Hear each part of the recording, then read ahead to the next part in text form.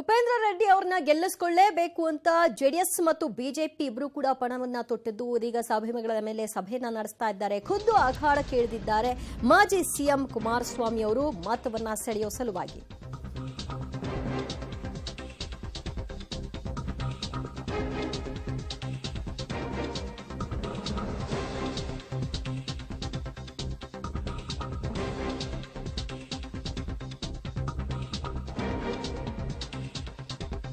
ಕುಪೇಂದ್ರ ರೆಡ್ಡಿ ಅವರನ್ನ ಹೇಗಾದ್ರೂ ಮಾಡಿ ಗೆಲ್ಲಿಸಿಕೊಳ್ಳಲೇಬೇಕು ಅನ್ನೋ ಹಠ ಬಿಜೆಪಿ ಮತ್ತು ಜೆಡಿಎಸ್ ನಾಯಕರಿಗಿದ್ದು ಅದಕ್ಕಾಗಿ ರಣತಂತ್ರವನ್ನು ಕೂಡ ನಡೆಸ್ತಾ ಇದ್ದಾರೆ.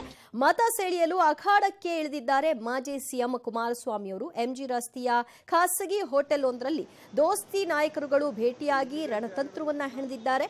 ಕುಮಾರಸ್ವಾಮಿ, ವಿಜಯೇಂದ್ರ, ವಿಪಕ್ಷ ನಾಯಕ ಅಶೋಕ್ ಸೇರಿ ಕೆಲ ನಾಯಕರು ಈ ಸಂದರ್ಭದಲ್ಲಿ ಉಪಸ್ಥಿತರಿದ್ದರು. ಸಭೆಯಲ್ಲಿ ದೋಸ್ತಿ ಅಭ್ಯರ್ಥಿಯಾಗಿ ಕುಪೇಂದ್ರ ರೆಡ್ಡಿ ಅವರು ಕೂಡ ಉಪಸ್ಥಿತರಿದ್ದರು.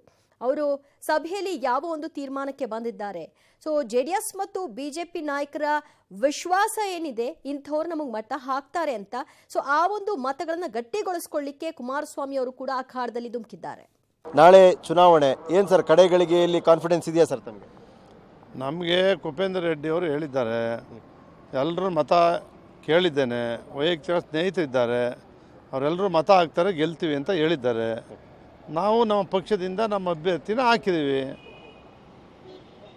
ಕಾಂಗ್ರೆಸ್ ನಾಯಕರುಗಳು ಜೆಡಿಎಸ್ ನವರು ಸುಮ್ಮನೆ ಹಾಕಿದ್ರು ಅಂತ ಜಮೀರ್ ಅಹಮದ್ ಅವರು ಕೂಡ ಇಲ್ಲ ಒಂದ್ ಕಡೆ ಸುಮ್ಮನೆ ಅವ್ರಿಗೆ ಅದೇ ಅಭ್ಯಾಸ ಆಗಿದೆ ಕುಮಾರಸ್ವಾಮಿ ಅವ್ರಿಗೆ ಈ ಥರ ಕ್ಯಾಂಡಿಡೇಟ್ ಹಾಕೋದು. ಹಂಗಾಗಿ ನಮ್ಮ ಪಕ್ಷದ ಓಟನ್ನ ಕಾಂಗ್ರೆಸ್ಗೆ ಹಾಕ್ಬೇಕಿತ್ತ, ನಾವು ನಮ್ಮ ಪಕ್ಷದ ಅಭ್ಯರ್ಥಿ ಹಾಕ್ಲೇಬೇಕಿತ್ತಲ್ಲ. ನಮ್ಮದು ದಳ ಪಕ್ಷ ಇದೆ, ಪ್ರಾದೇಶಿಕ ಪಕ್ಷ ಒಂದಿದೆ ಅನ್ನೋದನ್ನ ತೋರಿಸ್ಬೇಕಾದ್ರೆ ಸೋಲು ಗೆಲುವು ಬೇರೆ.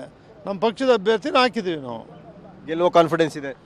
ಎಲ್ಲ ಮತ ಕೊಟ್ಟರೆ ಗೆಲ್ತೀವಿ, ಪ್ರಯತ್ನ ಮಾಡ್ತಿದ್ದಾರೆ. ಕ್ಯಾಮ್ರಾ ಪರ್ಸನ್ ರಾಬು ಜೊತೆ ಸುಕೇಶ್, ಪಬ್ಲಿಕ್ ಟಿವಿ, ಬೆಂಗಳೂರು.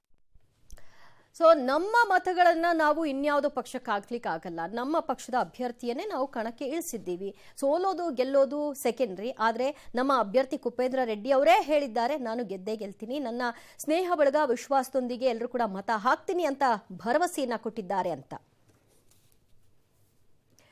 ಈ ಬಗ್ಗೆ ಮತ್ತಷ್ಟು ಮಾಹಿತಿ ಪಡೆಯೋಣ ನಮ್ಮ ಪ್ರತಿನಿಧಿ ಮಸೂದ್ರಿಂದ. ಮಸೂದ್, ದೋಸ್ತಿ ನಾಯಕರ ಮೀಟಿಂಗ್ನಲ್ಲಿ ಫೈನಲ್ ಆಗಿ ಯಾವ ಒಂದು ತೀರ್ಮಾನಕ್ಕೆ ಬರಲಾಗಿದೆ, ಏನೆಲ್ಲ ಪ್ಲಾನ್ಗಳನ್ನ ಮಾಡಿದ್ದಾರೆ?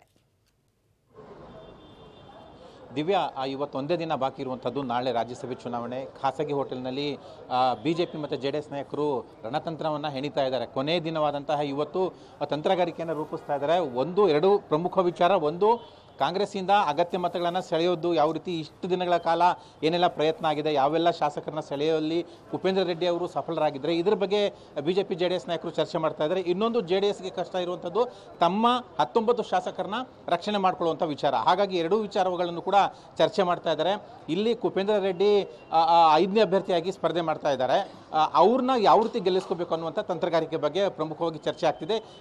ಕಾಂಗ್ರೆಸ್ನವ್ರಿಗೆ ಈಗಾಗಲೇ ರೆಸಾರ್ಟ್ಗೆ ಹೋಗೋದಕ್ಕೆ ತೀರ್ಮಾನ ಆಗಿದೆ. ಆದರೆ ಜೆಡಿಎಸ್ನವರು ಕೂಡ ರೆಸಾರ್ಟ್ಗೆ ಹೋಗ್ಬೇಕಾ ಹೋಗಬಾರ್ದಾ ಅನ್ನುವಂಥ ಚರ್ಚೆಯೂ ಕೂಡ ಇಲ್ಲಿ ನಡೀತಾ ಇದೆ.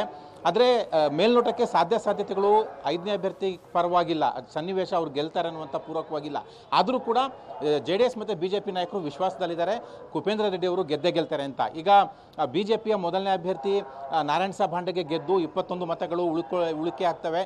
ಅದನ್ನು ಜೆಡಿಎಸ್ಗೆ ವರ್ಗಾವಣೆ ಮಾಡಿದಾಗ 40 ಮತಗಳಾಗ್ತವೆ. ಒಬ್ಬ ಅಭ್ಯರ್ಥಿ ಗೆಲ್ಲೋದಕ್ಕೆ 45 ಮತ ಬೇಕು.